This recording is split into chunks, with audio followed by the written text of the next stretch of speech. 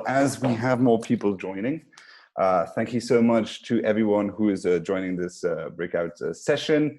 And thank you for the invitation for us to present some of our work at the Consumer Choice Center. My name is Bill Wirtz. I'm a senior policy analyst at the Consumer Choice Center. I'm joined today by Maria Chaplia, who is our, oh gosh, Maria, tell me your exact title again. European Affairs Associate. European Affairs Associate. I'm always mixing up the Senior Associate and Affairs. And there is also Fabio Fernandes, who is our Media Associate, right? I'm always bad with titles. Exactly. Hi, everyone. Fabio sounds a lot better than me. He's got all the radios set up. Fortunately, I'm here only with headphones. I'll be taking us through the different topics that the Consumer Choice Center is working on. And feel free to ask questions along the way. We are open to discuss everything. Our official topic for today is, of course, consumer policies post-COVID-19. For us, there isn't too many changes in what bad regulation we think that ought to be overturned as a result of COVID-19, as opposed to what ought to be overturned prior to COVID-19. So I have a few topics we want to get to. And so first of all, you should, of course, follow us on social media. That's Facebook, Twitter, YouTube, all the classics. ConsumerChoiceCenter.org is our website where you can find all of our recent publications. We have a lot of work that we have done throughout the course of these lockdowns and pandemics, and so you can follow that content as regularly as you would like. And I'd like to first start with Maria. Now, Maria, you did some recent work on the topic of the sharing economy, and I'll ask you a few questions to sort of guide the conversation. But first of all, we hear the sharing economy, and oftentimes we think of Uber. So we think about taxis, but it's actually a lot more in the sharing economy. Just give us a few examples that you came across your research. What kinds of sharing economy is out there? Oh, thank you. Hi, everyone. Very happy to be here. Yeah, to start with, well, we at the Consumer Choice Center talk a lot about consumer choice, and we cover a wide array of topics. And yesterday, I had a situation related to the sharing economy, which explains why consumer choice matters a lot. I wanted to take a taxi in Kiev, Ukraine, which is one of the top cities judging by our sharing economy index. And you can pick from 4 alternatives. And it's so cool because you have Uber, you have Bolt, then there's some 2 other apps, I forgot the names of, but it's amazing. There's so much to choose from. And then you have Airbnb, which is also, flight sharing is also one of the key parts of our sharing economy index. Then you also have gym sharing apps. Then you can see people all over Kiev using e-scooters, which is also something we looked at as part of our sharing economy index. And we also looked at carpooling apps. So for example, there's this Uber shuttle now, but it's not just Uber. There's also various, like, of course, we all know BlaBlaCar, but there's other apps. There's like, there are some apps, I forgot the actual names, but you can open our sharing economy index and find so many interesting apps in there. It's just amazing. If you go to any country, like you go to islands, you want to spend some time in Dublin, you just open our sharing economy index, you click on the carpooling app, and you see all of those new apps. And yes, and we looked at all of those apps, and we were trying to compile all of this data for consumers, but not just for consumers, because I think the key part of our index is also that it covers not just availability of some services, but also access to those services. So as I mentioned, in Kiev, you can become an Uber driver or a Bolt driver without any kind of special license. You can just wake up in the morning or sign up in an app and be a taxi driver for a day.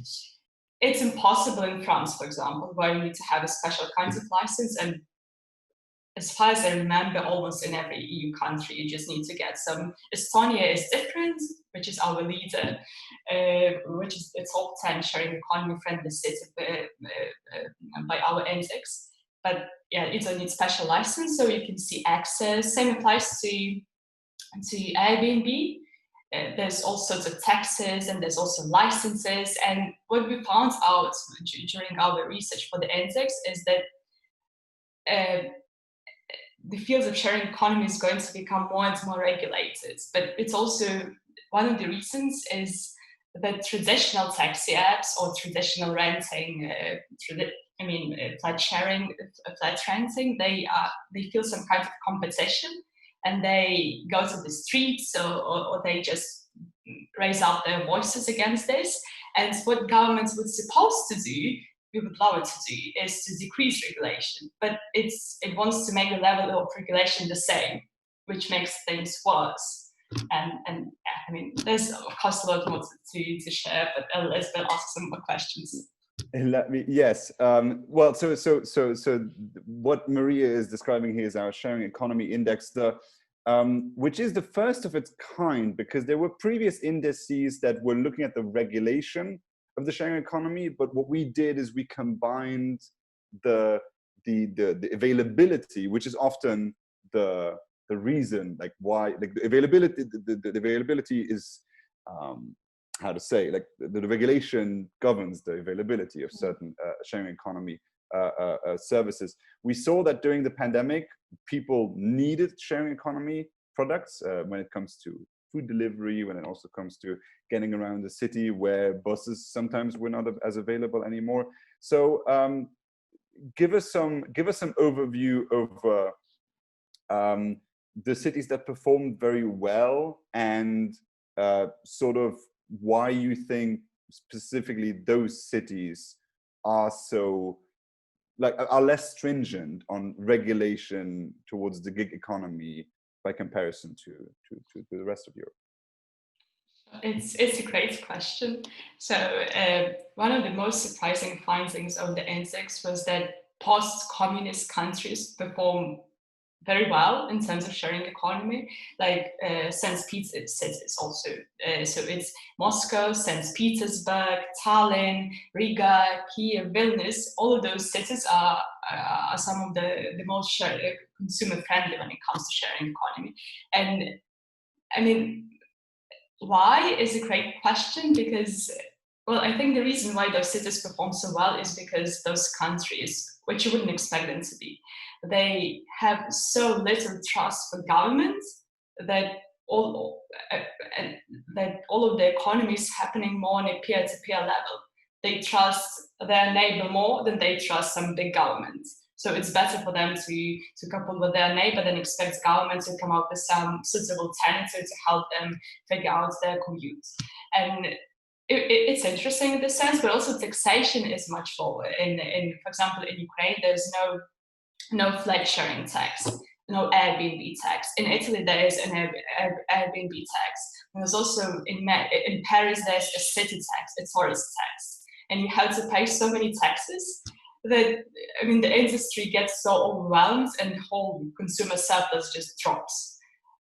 This is bad, but I think the problem is that in the post-consumer countries, sharing economy is still something new, and governments I think they just haven't had time to delve into it and to regulate it, but I think the time will come.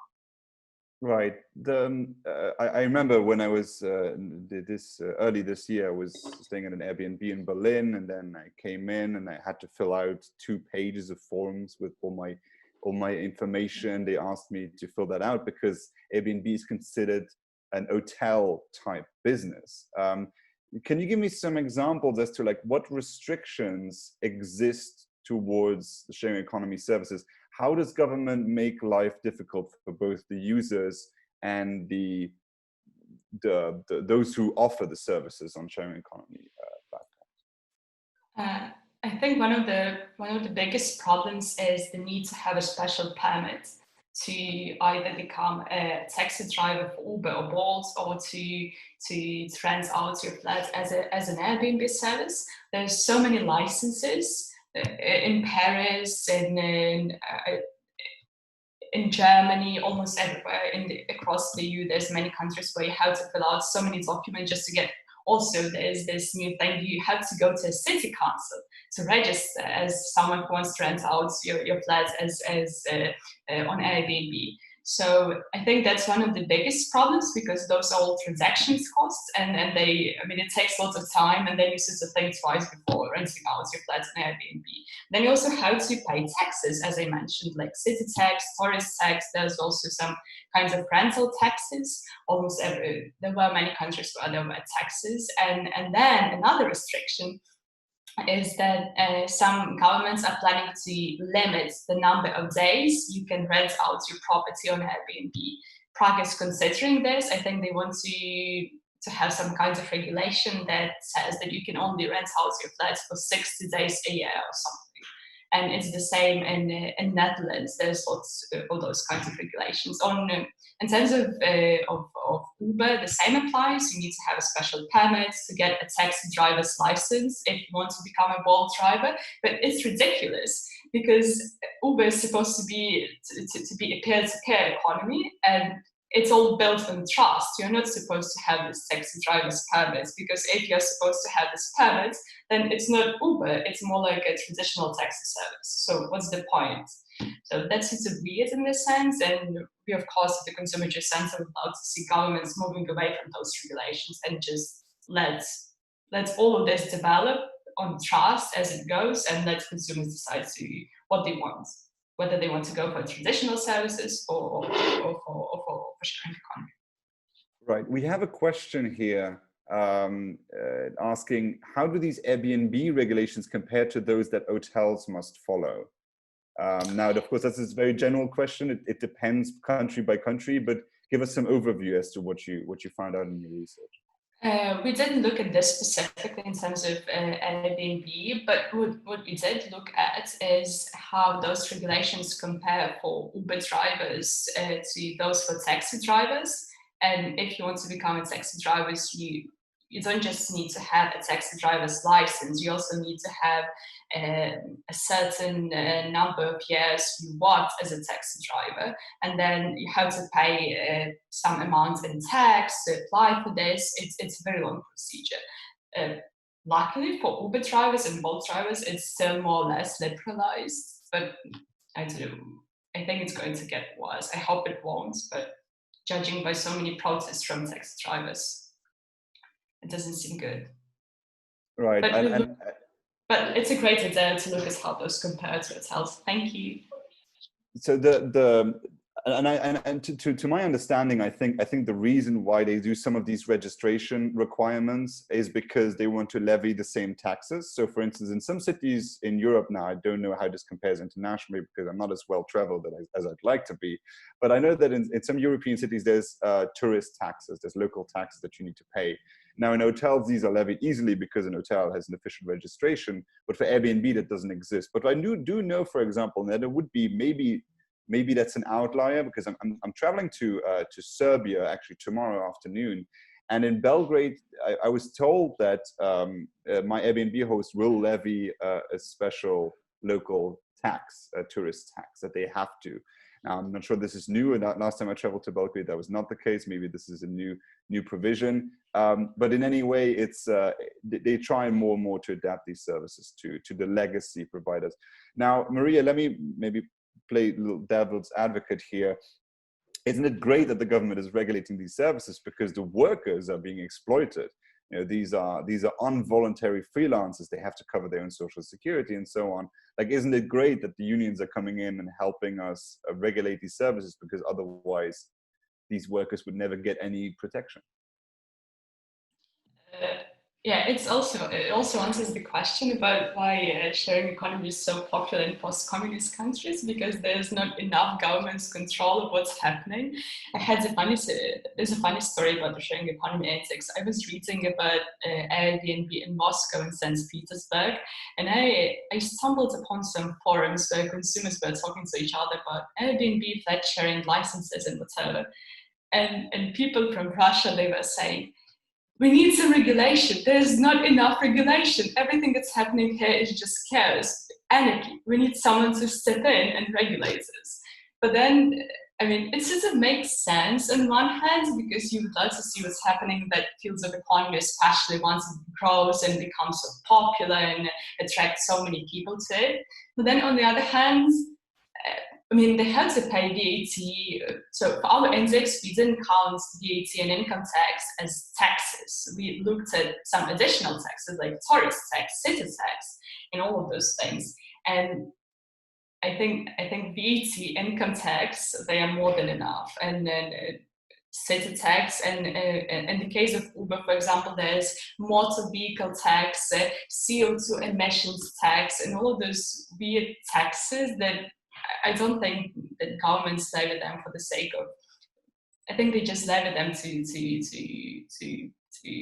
to have more money and to then increase some social security spending, but it's not for the sake of just regulating the industry and to see what's going on there. Ideally, it's sharing economy was supposed to be spontaneous, so there's no need to regulate it. It just goes against all of its nature to regulate it and to try to intervene.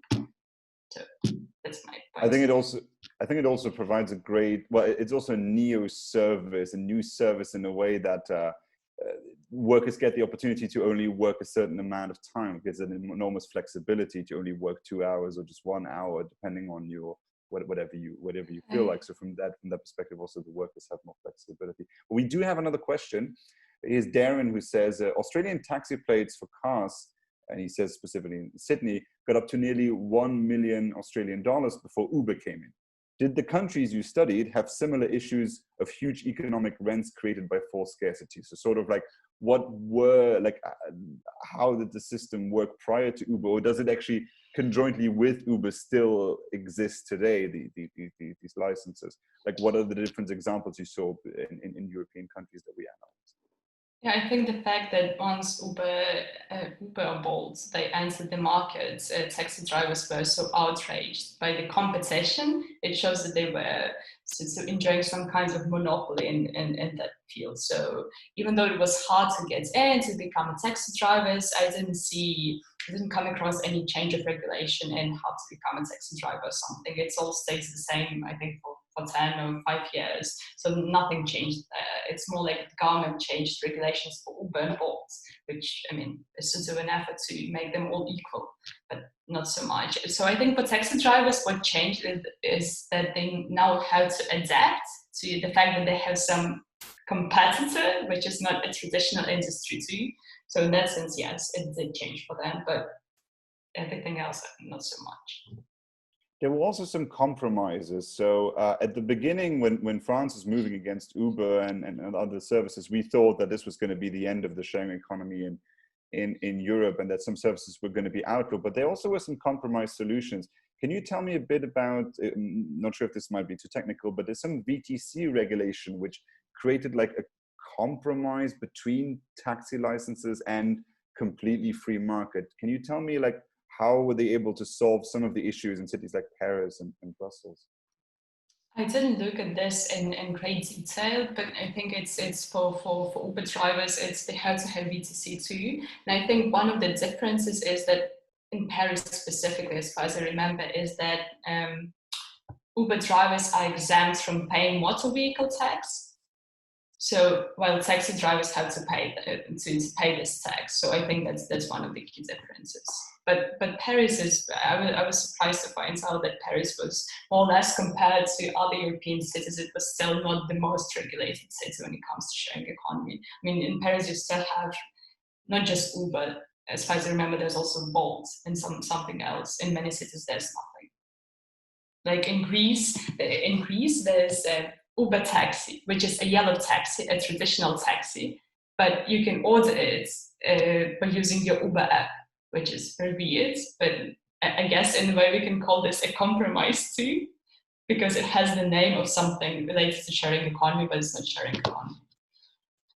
Well, at least it does give you the advantage of being able to see where your ride is going and being able to use your phone and pay by credit card, which was an innovation by comparison to, I mean, some countries in the world still, I mean, Germany is very bad on this. You know, in Germany, you still can't pay by card if you want to just use a taxi. So a lot of convenience added to that.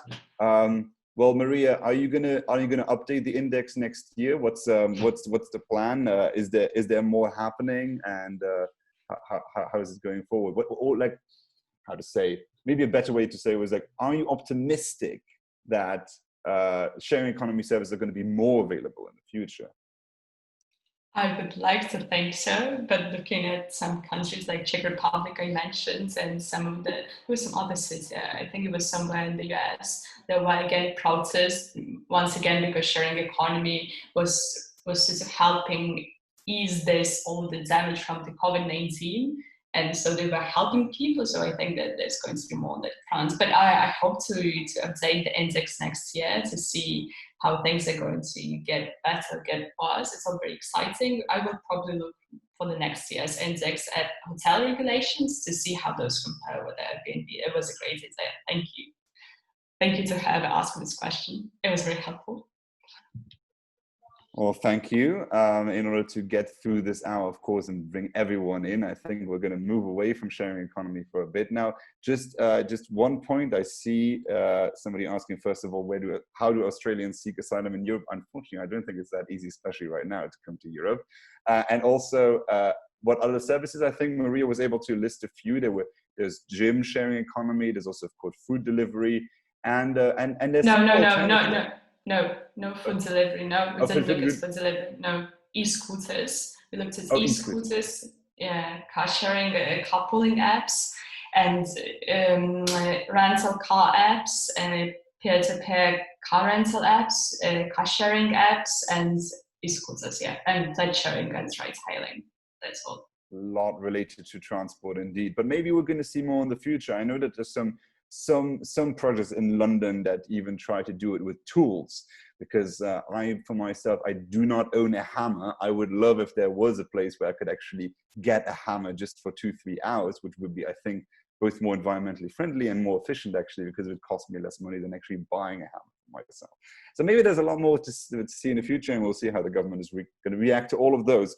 But as we talk about mobility, we'll be moving into some more mobility that's a bit more restricted at the moment, although I have been able to take a few planes. It has become increasingly difficult during COVID-19 to travel.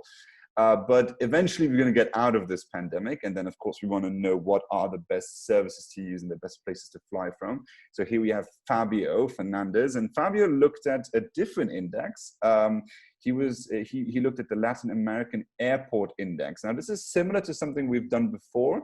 So first of all, Fabio, just let us know a bit about what is the aim of this index and what does it tell consumers? Hi, Bill. Thank you for having me here. So that's a great question. Actually, as you mentioned before, the Latin America Airport Index is a brother or sister of two other indexes that we did in the past. So in the beginning of this year, we did the European Railway Station Index. And last year, we did the same analysis of the airports, but this time for Europe. And why do we do those kind of reports and indexes as a consumer group? So I think our main purpose is, one, to help consumers identify and bring some quality when choosing. So we are all about choice, and we help them navigate some of maybe the airports and the railway stations, and with the sharing economy index, which cities, countries, airports, railway stations are the best and giving the best services and products to consumers.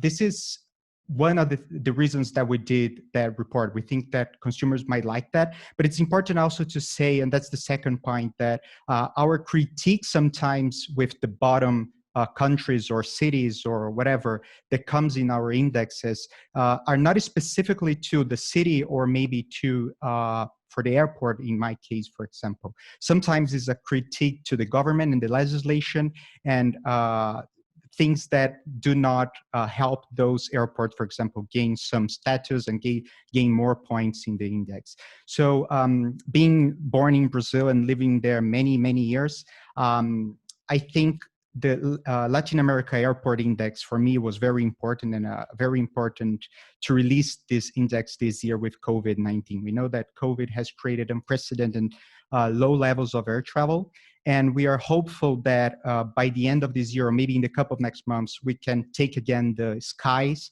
and fly again. So this index will be very helpful for consumers to take a look in which airports in Latin America they can use to have a better service and a better experience overall. I know that, for example, in my case in Brazil, I think until the 2000s, most airports in Brazil were government owned. And things start to change after 2010 during the Dilma government, especially because of the Olympics and because of the international soccer competition. And we started privatizing some of the airports, and the most friendly airports in Brazil, so they are also in the top 10 for Latin America. Both of them are recently privatized. So that's, I think, an indication that private investment in airports is very good and very beneficial for consumers. That sounds very promising. Now, what categories did you look at to evaluate the different airports? What does a good airport need in order to qualify? That's a good question. We analyzed actually the 30 airports with the highest volume of passengers in Latin America. And then from these airports, we analyzed a series of things. For example, distance from the city center, ride-hailing availability, metro and railway station access, even national railway access would be additional points. We saw the number of flights, number of companies, direct flights, so availability of places to go. Also the number of shops, restaurants, lounges, and not only the number of them, but the ratio between the number of passengers of the airport and the number of services available. So for example, if you have not many shops or restaurants or lounges available, but you have a lot of high traffic for the airport, that seems probably some time of the day they are very crowded and not offering the best service and the best quality for the consumers and the passengers. Another thing that we analyze is the number of fingers, number of terminals, on-site hotels. So this guide, as we did for the Railway Index and the European Airport Index, are a very comprehensive guide for consumers and for air travelers. So that's something that if you're thinking of traveling the next couple of months, you should take a look at our indexes. They are very helpful to looking which airports are on the top of the index. And for example, for Latin America, we have the first airport, so the best one, which is the most friendly airport for passengers in Latin America. We have the Mexico airport, and then the one in the Mexico City. The second one is Ecuador. The third one is Brazil in Sao Paulo, then Costa Rica, Dominican Republic, Guatemala, Panama, Mexico again, Brazil again, this time with Rio de Janeiro, and then Colombia. So from the top 10, we have 8 countries. So Mexico and Brazil appears 2 times in that index. So kudos for them for being so well ranked. I think indeed it's sometimes ignored by people that a travel experience is, not just getting into an empty hall and then eventually just flying out to your destination. It's because you actually spend quite a bit of time in airports, and it's good to have a positive experience there. And also when you have layovers, I've experienced quite a few very long layovers, and I would have loved that some of the airports would have had a better service. So as we found out, then privatization is helping quite a bit with that effort. Now, Fabio, airlines, of course, are complaining quite a lot at the moment because they're not allowed to operate as they can before, and with that, airports are struggling themselves and the businesses in them. Can you just give us a few examples as to what we are suggesting as to how this problem can be alleviated, like how some of the airline industry and the associated industries can actually be helped without using massive amounts of taxpayer money to give them transfers?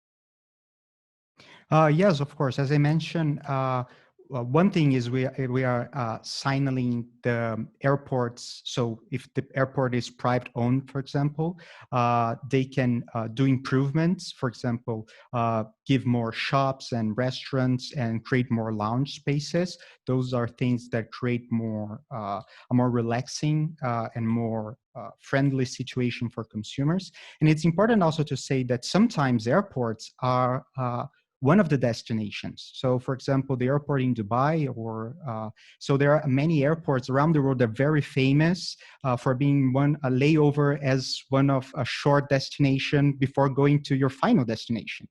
So improving and investing in quality is something that airports are doing, especially in the past 10 years. They have been doing this very much. And that's one of the things that are, for the airport the index is very important to signaling to everybody.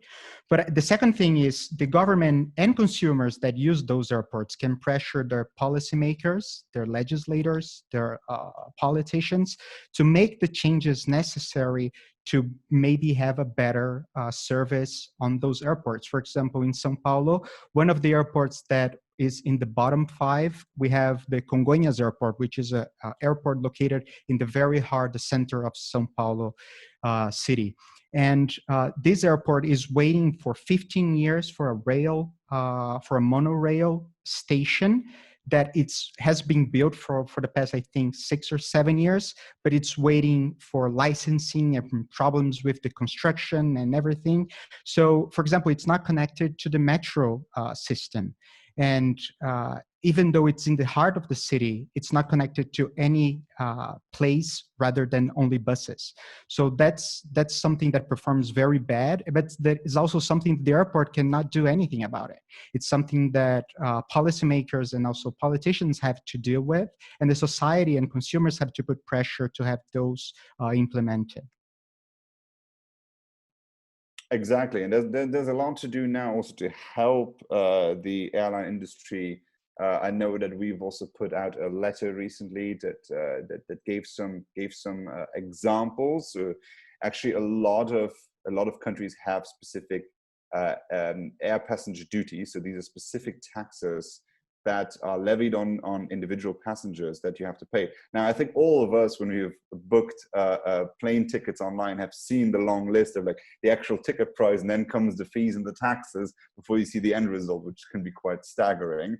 And that, of course, is local taxes and national taxes that are applied to it. And as opposed to levying these taxes and then doing massive transfers for these airlines, with taxpayer money, it would make much more sense, administrative, bureaucratic sense, to reduce all these levies and taxes and fees in order to create a situation where people can actually use flights again. Now, Fabio, maybe eventually in closing, when it comes to air travel, a lot of people are saying that, you know, like, oh, this all these airports and this convenience and so on, but it's not good for the environment. It's just like people just do it randomly. They fly to whatever destination. Can you tell a few things about like the impact of air travel, how important air travel is for certain groups in the population or like local destinations? Maybe you have some examples from your home country that you would like to lay out to sort of illustrate why air travel is so significant. Of course, you can speak much better than me regarding Europe and why those regulations and taxes and why there is this conception that air travel is bad for the environment, which we have seen that it's not. But this is, I think it's a very Eurocentric conscious about air travel. I think in Latin America, since we have bad paved roads and sometimes roads that lead to nowhere, and we don't have a railway system that can connect. For example, Brazil is huge, and you can not travel efficiently to anywhere without air travel. So in this case, analyzing the airports is kind of taking a look and recognizing their air travel is very much important. And the way we travel and the places and the conditions of the airport of those cities. For example, we have cities that are very well populated with a small airport in terrible conditions that receives big flights. And this offers, of course, a terrible experience for the consumers. But this is the only airport available in a radius of maybe like 300 kilometers. So there is no other option for consumers in those areas to travel and to go anywhere without going through those airports. So that's why we think that this index is so important and so helpful to consumers. Yes, I agree. I mean, we actually have the same situation in Europe when you look at more Eastern Europe, actually, where it's like the infrastructure, the road infrastructure and the rail infrastructure is just not appropriate for what people need. And sometimes people also look at this from the map, and they say like, well, we just make some high-speed rail, not ignoring that there might be like mountains in between that you have to sort of get over. So the reality of infrastructure hits hard, and we also see that new aircraft, new models actually have much more fuel efficiency, use a lot less fuel. So if we allow people to travel, we also allow companies to be able to reinvest profits into research and development and invest in aircraft that actually use less kerosene and are actually better for the environment. So I think that we can combine innovation and consumer-friendly consumer experience.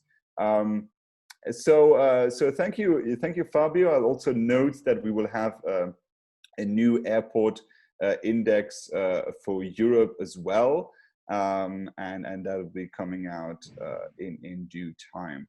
Then, of course, I'd like to actually yield some time to myself, because I also have a topic I'd like to talk about, not related to mobility, actually a completely different topic, but concerns us all, because I think that everybody in this room eats on a regular basis. So if you do eat, you should be listening to this part, because I'll be talking to you very briefly about agriculture, which is a topic that I personally work on quite a bit. And of course, when we talk about agriculture, we talk about dealing with the problems that agriculture faces. The problems that agriculture faces, everything from water use to pests to different non-indigenous plants and seeds. We're dealing with wild animals. If you're in Europe and you're a farmer, wild boars are a big problem, of course. It can destroy your crops. In some areas of Europe, we even have wolves again. So all types of problems that agriculture faces. And I think one of the biggest problems that agriculture faces these days is environmentalism, because the modern environmentalist stream has been gotten very nostalgic about what agriculture ought to look like, and they have been very, very effective at influencing policymakers into buying into this narrative. So let me give you an example. So one of the words you'll hear a lot if you dive into the new environmentalist narrative on agriculture is agroecology. Now, agroecology initially was just the science of analyzing crops and soil development, but it's now moved into an actual ideology that propounds the idea of getting rid of modern tools for agriculture. So everything from crop protection, pesticides, synthetic fertilizers, no genetic engineering whatsoever. And in some cases, they don't even want to use mechanization. So modern tractors ought not to be used because we need to get back to something called peasant farming. Now, if you think this is the ideology of some crazy people, I'd actually have to disappoint you, because organizations such as the FAO, which is a body of the United Nations, is now actually sponsoring projects like this. So let me just explain to you how out of this world this perspective is. So the United Nations funds conferences, such as conferences in Nairobi, Kenya, to explain to local farmers that they should not use modern agricultural tools in their country. Now, Kenya is sometimes hit by some of the worst droughts in decades. Now is proposed a method of agriculture which, by admission of its own experts, reduces productivity by 30 to 35%. Now, I cannot for the life of me understand why my taxpayer money ought to go to organizations such as the FAO, which promote these agricultural practices. But this, of course, is a problem that is beyond just Africa. It also is a problem in North America. It is a particular problem in Europe. I'm not sure how much our Australian audience is aware or concerned about this topic, but I can tell you a few things about Europe. Let me just give a practical example from one of my recent papers. So I wrote this paper on mycotoxins. Now, mycotoxin, most people will actually know it rather as mold. You know, if you have vegetables lying in the fridge for a bit too long, you see some of these white weird particles on your vegetables. Now that's mold. Now you might say, well, this is something that can happen because I didn't store it well, and actually that's correct. Mold is created through bad food storage. And in mold, you have a development of something called mycotoxins, and you have a lot of subcategories of these mycotoxins. Now, why is this relevant? Now, this is relevant because it actually causes considerable health risks. 25% of all world liver cancers are related to aflatoxins, which is a kind of mycotoxin. And in Africa, it's up to 40%. Now, this is devastating for human health. And the way we've gotten actually rid of this problem in modern agriculture is fungicides. These are chemicals that we use. But of course, modern environmentalists don't want us to use any of these chemicals. So they say we need to phase out these chemicals and then just deal with the problem with, I don't know, nostalgic agriculture, I don't quite know. We at the Consumer Choice Center have said, now, the conversation on pesticides is very controversial, and understandably so, because spraying chemicals on food, it sounds counterintuitive. This is something you ought to do. What we do need to understand is that farmers do their due diligence on the use of these products, but also that if we would like to phase out certain chemical products, we can do that with modern technology. Genetic engineering, formerly more known as GMOs. Today, we are actually moving towards gene editing. This is where we edit specific strains of DNA in order to change the food that we're eating, but also we can actually use it for medical purposes. Genetic engineering gives us the possibility to circumvent the needs for synthetic fertilizers and pesticides and so on. It even also allows us to use less water and to create food that people with allergies don't react to. So if you have a nut allergy, we can already make nuts with gene editing that you won't react to. Make gluten-free wheat. We can do a bunch of things. We can also considerably reduce the amount of land that we need to grow all kinds of crops. So we have all these advancements, but they're not available everywhere. They're not available everywhere because there's legislation. So in Europe, we had something called the 2001 GMO Directive. And the 2001 GMO Directive did judge genetic engineering not by the outcome, but by the technology itself. So if I told you I have this great machine that makes food, you would be maybe skeptical towards the food that comes out of it, but you would say, okay, this apple that came out of it, is that apple safe?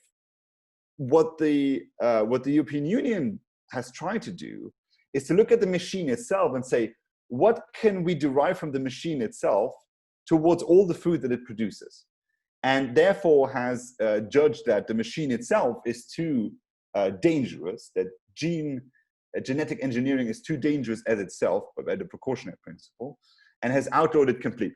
So it doesn't look at the results, it looks only at the technology itself. And that's why Europe has actually fallen behind quite a bit. And fallen behind, we've actually analyzed this together with researchers, PhD researchers from the Genetic Literacy Project. And if you click on the chat box, you see our first gene editing regulatory index, where you can actually click on it and compare your region to other regions in the world.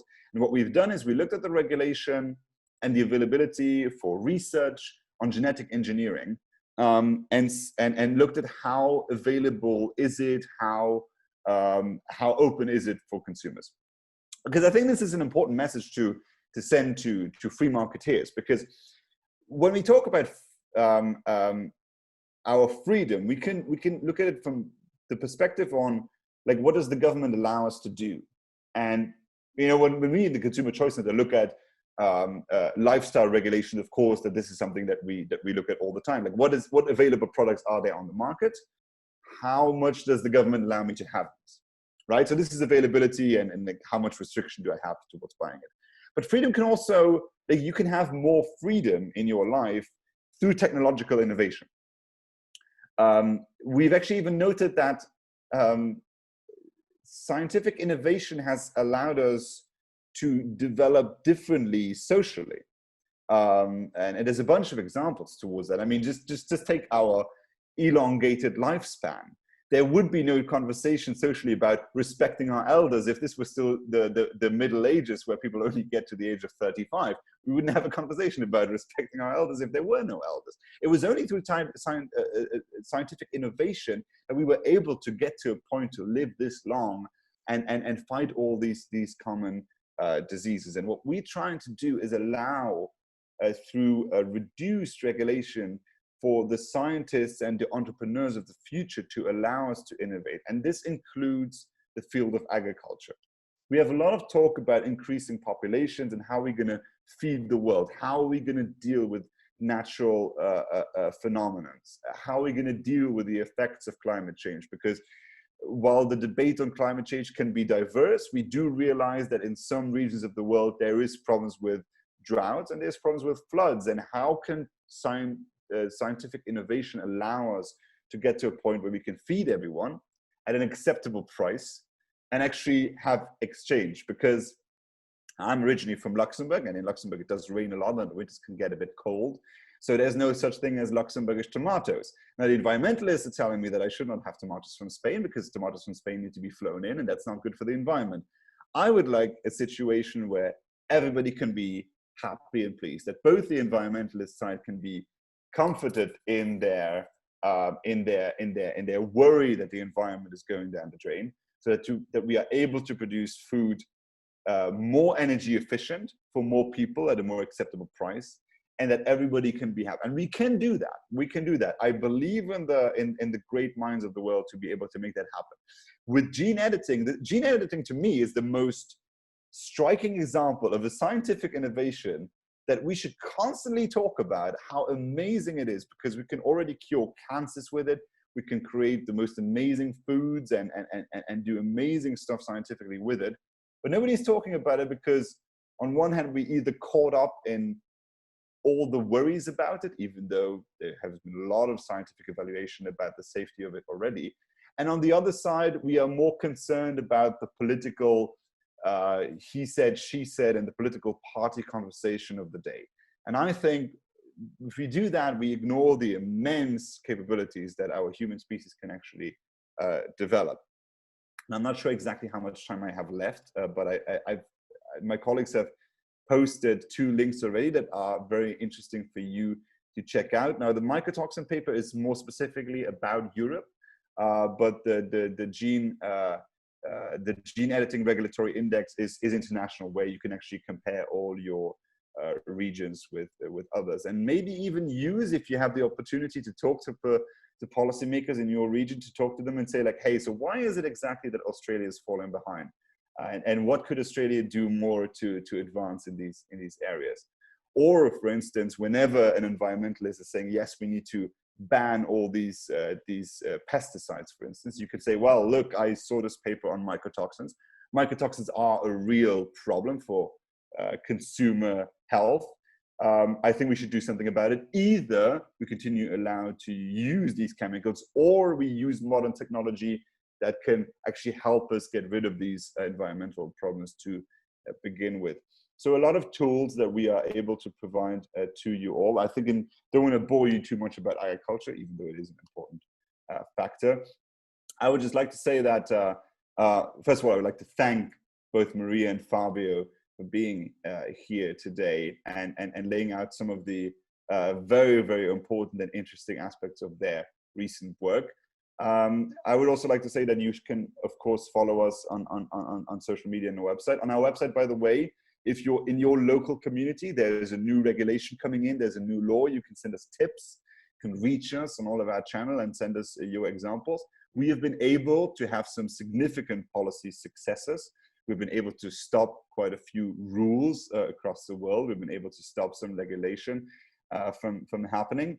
Now, of course, it is tedious work. It is a bit of trying to stitch it up as we go along. Sometimes the rules are coming in and we stop them, but that is what we're able to do. We're not able to reform the entire system, but we're doing our little bit to have consumers have as much choice and information as possible, because our slogan and our vision is responsive to consumers on the free market, making their own choices. So I think that would be sort of in conclusion. I'm not sure if I went over time or have still time left, but in any way, thank you so much for joining this session and for being a part of it. And hopefully you'll be able to hear more from us in the future. Thank you, Bill, and thank you everyone for joining. Please reach out if you have any questions.